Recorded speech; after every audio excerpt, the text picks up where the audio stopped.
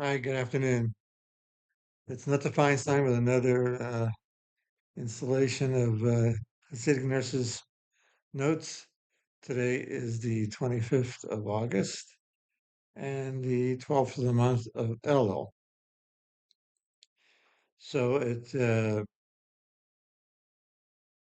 of Elul, or actually it becomes Rosh Hashanah of the month of Tishrei. And just a few notes on that, if I haven't mentioned it before. It's a month of um, forgiveness, asking for forgiveness, month of the year being determined by God, and trying to assess our position with God and how we comply with His wishes and do His will. And a big factor of uh, being in good favor with God is to be in good favor with mankind, His creation. So, therefore, if you have situation where there's someone who you need to make amends with, you need to resolve a situation. This is a good time to do that because God forgives anything you do um, between you and Him directly um, with conditions, but the conditions when happens to be between and man is a creation of God as well. But between man and man, we have to resolve the any conflict or um, things that needs to be resolved with our fellow man. So that's the point I want to make today on the holiday coming up. Now, the title of this presentation is Mom and Pop Business. If any of you have been around for a while in the workforce, eventually you probably come into contact with what was once a mom and pop business, and with the help of God became a very big success. And you probably note, or they've heard that the way they ran the business when it was just in the house or in the basement or a small storefront is uh, has other implications when it comes to a big business. And some practices are picked up by very bright people. Some things grow so fast that some things are left on the shelf that may need to be resolved, and they might have to be dealt with it later when it becomes more difficult. I remember I was in a business of a person who was in appliances. Not that that matters, but he was a very good businessman and treated his customers well. And I heard him talking to a friend. I don't remember, it was on the phone. It was good 30, 40 years ago. But he was saying about another friend who was in business, and he didn't realize that coming from another country, that you really have to pay attention to income tax in the business. Not that they don't do it in other places, but somehow he became lax and he didn't pay attention to that and keep up with it as he should have, and it has big problems. Some help, and also major businesses when they become very successful, that if employees are not, dealt with um, reasonably or intelligently, that then they can turn to unions. And unions certainly have their place or had their place in different eras. I worked in a steel mill when I was young in my college summers. And although the union was very strong then, and they had a lot of influence and there were a lot of rules that had to be followed.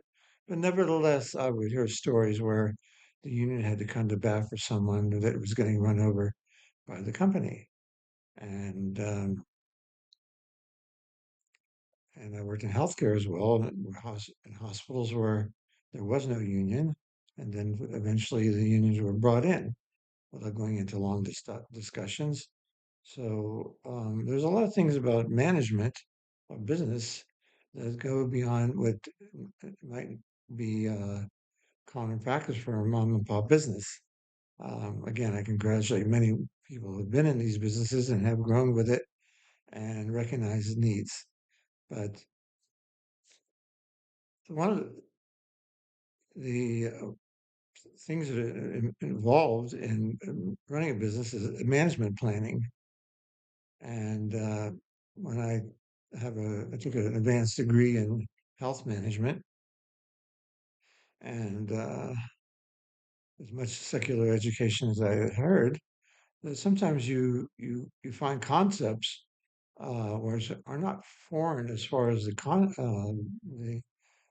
the, the points of the matter, but how it's organized and how it's dealt with and the ramifications. It's often helpful to have a program which has already been established and created and developed by people who have had the experience or researched the experience. I'm not saying that's foolproof, it's at times it does come in handy. And some of these concepts are valuable in everyday life, not just in business.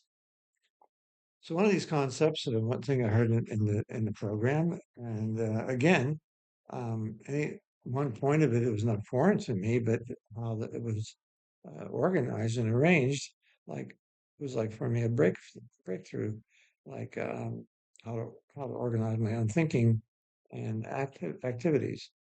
So we had the planning process. There's many versions of it, and some professions have called it their process. I think I've called the nursing process, but it's still fundamental. The, the initial one, the step is to recognize needs or assessment. And I actually did print offs. I looked it up to just review and refresh, so presented decently. And each one of them has a different layout. But it's fundamentally you have to recognize your needs, your current position, if there's a core problem or, or organizational requirement. So it's not just business startup. It's like, where do we go from here? Everyone make an evaluation, or is it going like we had planned, and or not. So once you get a assessment of where you're at, um, you could say that here I am on the earth, and how I got here was another subject matter. But what do I do from here? So we see assessment. I'm here on the earth. I have people to deal with and situations to handle. And for example, that's also described with the thing called Maslow's needs. Again, nothing new, but well organized. And a person named Maslow put priorities. What has to be taken care of first? Again, find yourself here on the earth, and you need food, water, and shelter, and the ability to rest. And then close behind it, safety needs, security, stability, freedom from fear, freedom from the elements, freezing, too hot.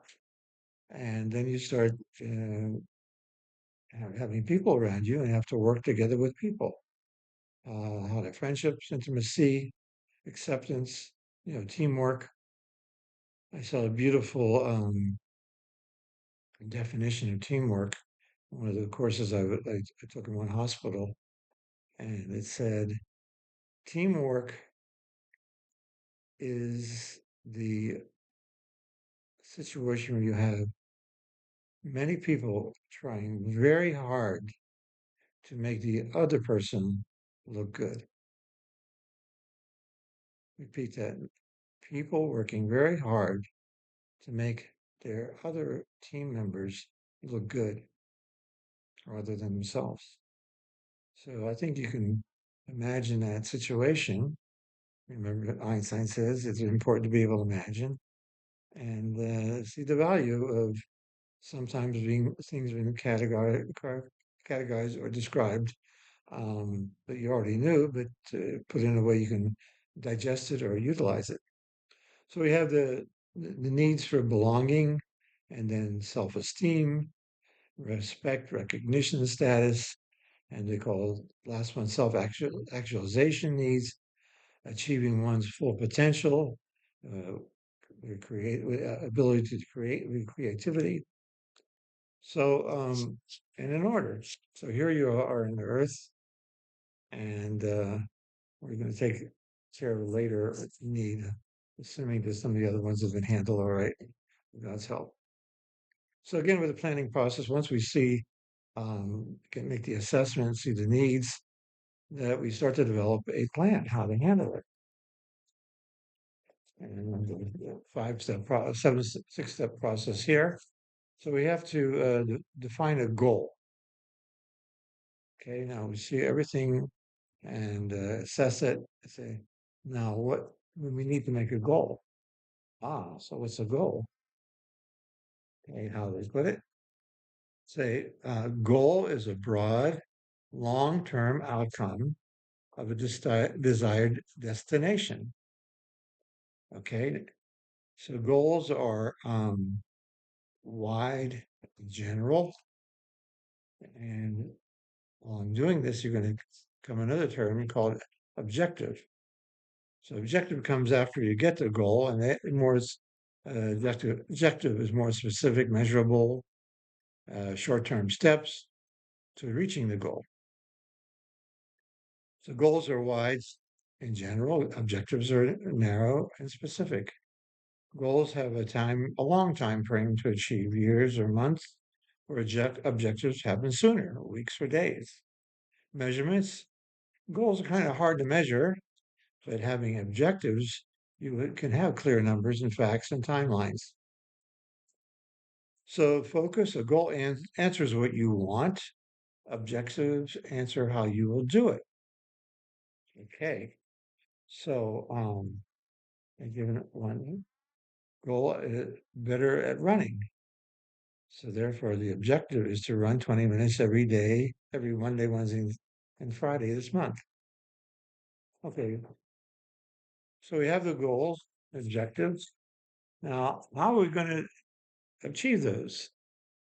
Put them really into action. And there's more steps in between. Like market research, is it feasible? Are these things feasible where you are, in the environment you're at, and the resources you have? So again, it goes into more detail, and it's interesting to hear it. And then you choose a course of action, a real course of action. And this is a plan. Some places you call it a model. I had trouble with it. They were using, what's the model for this? What's the model for that? I'm thinking like model airplanes, or people wear clothes for business, to sell items. But the business model is, how you're going to do it. Are you going to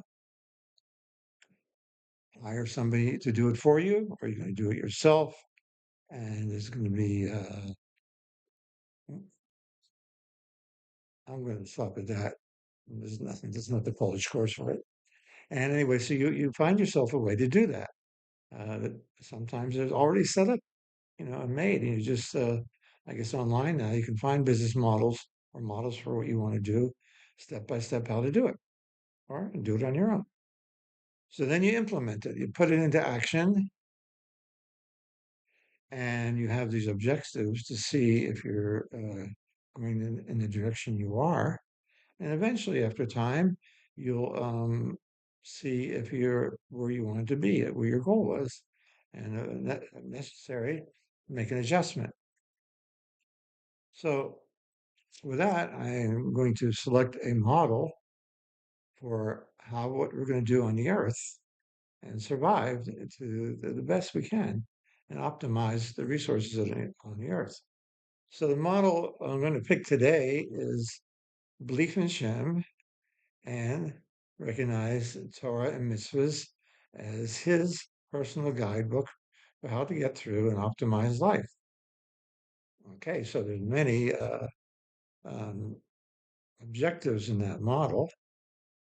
So the objective I'm going to focus on today is one very important one, and it's kind of alluded to us, and even more than that, stated clearly in the Torah, the first book of the 5 books of Moses. Is for a man, should choose a wife and become as one. They leave their families, become one unit. And that one, two people, how do two people become one? is to have a child. So reproduction, be fruitful, multiply. So that's the specific objective I'm going to mention today. And this is for Noachites and Jews alike, obviously. And we're talking about either the seven mitzvahs of Noah, 613, and more of the Jews. But nevertheless, you'll see that this is an integral part. And therefore, if it's in God's plan, it's for our well being and betterment, and also for the goal of making the world a better place, a place where godliness can be revealed, where there's justice and peace, happiness, truth, and revelation of God in this world, with the guidance of our righteous Mashiach, who should come soon and even now. So, briefly, I remember I was in seventh grade in a junior high, public school. Remember, I didn't grow up religious. And I heard a conversation in seventh grade from a person in my class. I think it was the first day of school that year, so he wasn't really like a classmate, but he was talking to a friend of his, and he said, I'm afraid to get married. Remember that in those days in seventh grade, you only have like 5 or 6 more years, so you're going to get married. And you graduate high school, you graduate, start college, and that was kind of a given thing. And so he's thinking about it already, and he says, and in those days, I was around before polio vaccine even, and not that it was running rampant in my school, but it was there.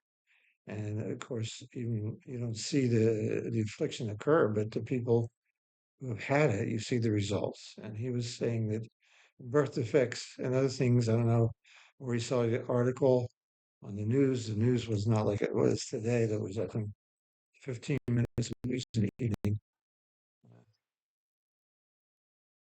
And but somehow he picked it up. And birth defects. And says, I'm afraid to have kids. And now more than ever, it seems like people are afraid to have kids. There are obstacles to making a fortune, and and responsibility, and working hard, and other self-fulfilling or self-actualization paths. But remember, this is God's plan. We're in His world, so He wants us to have kids. So let's see about kids. What do we have when we have kids? I mean, we're doing God a favor. We're doing the kids a favor. We have them. I mean, what about them?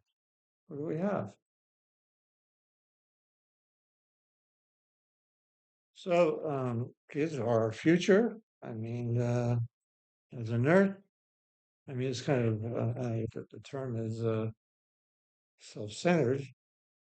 But how many people I've seen who are retired, who have no children, nursing homes, and they're alone. It's a horrible thing. And even people younger than that, at the point where family is a wonderful thing, and it's a lot of work, no question about it. A lot of pitfalls, but nevertheless, it's our family, it's our doctor, and children are our doctor, and the people are other people who deliver um, services to us that we need. Children are also future criminals, so we have to look at that and problematic people, and what can we do to prevent that? We need to have children and all the beautiful aspects there are of it. And how do we prevent them from going out off the path? So one is education, formal education. I can't tell everybody to open up a yeshiva, a religious school, but if you can't do that or you can't participate, at least try to influence your public school to have a presentation of values and ethics, morals. And it's starting, the doors are opening for that now. And therefore, maybe consider going to school board meetings. Uh, be a quiet participant, but maybe in time you can find yourself a volunteer position. Or if you're a teacher, you either know the Torah laws regarding education or the Noahide laws, education of children. I mean, belief in God is essential because what's going to be the ultimate motivator for a person to do something? Not going to be the politicians and not going to be the police. It's not going to be a movie star. So you have to have proper teachers. And it says in one of our writings that if a person wants to be successful in many avenues, and especially in raising children, that a person should focus on supporting Talmud's Talmudic scholars, Torah scholars, because these are our future teachers. And in this day and age, there are other jobs available than teaching school. And for a bright, talented person, it may be the last shot he's going to take is to teach school, or he can go into business or profession. And these things are open to us now. Maybe in the old country, not so much so. So, private tutors. So we have to attract people to be in the Torah path, the education path, the ways of values and ethics, belief in God. Unfortunately, now murder and theft, murder is almost like unfortunately, a form of legitimate protest. You just have to pick up the news in any country, even this country is. And one city here in Florida, there was a shooting at the school by a child who, one, didn't have a great family life. Again, another encouragement for people to follow Noahide laws, proper family relationships, family purity. Not every detail is laid out, but I think people can make assumptions. And the sanctity of marriage and the stability of marriage produces children, increases the likelihood of children who are contributors to society. And so, therefore, we need people who can teach that. And we need parents and communities that can demonstrate that because the children see and learn from everybody. So, therefore, some sacrifice may be needed in order to secure our future and with the future of our children. You might have noted that the Lubavitcher Rebbe always took time to give charity to a child, or the child to give charity, or take an interest in a child. A children's program, one called Tzivos Hashem, the Army of Hashem, was the Rebbe instituted, which brought religious values and ways of progress and recognition to children through being in God's army. So I don't want to run this too long. That's my big problem. But I ask everybody to think about family life, raising children, and teaching children, and bringing ethics and morality, values into whatever education system you're involved with. And with that, I'll close. And I know I'll wait. I want to a couple other points so related is that there was a person well known to many who, because of a white collar crime, um, or alleged, put it that way, um, was put in prison. And even though he had tremendous people working on his appeals, politicians, community support, a tremendous reputation, good reputation, and kind of seemingly a sham trial, he was still in prison. And he gives lectures about it, about faith in God. He said it came to a point where all his appeals were denied, and all the influence ran into a stone wall. And said to himself, "It looks like I'm going to be here, despite what was contrived uh, for a long and lengthy prison sentence." But he said at that moment that he said, "Now I have no distraction from developing and emphasizing my faith in God and that God runs the world, is aware of everything in the world. It's His world, and all these other, we'll say, lost gold mines, and the map to the lost gold mines to pursue on the secular basis. We understand that we're exhausted, and now he can just totally focus on his belief in God and really internalize it. And thank God, not long afterwards, he was released. But the point I wanted to make is how it came to like there was nowhere else to turn. And if we look at the world around us, this era, it's really quite parallel. Um,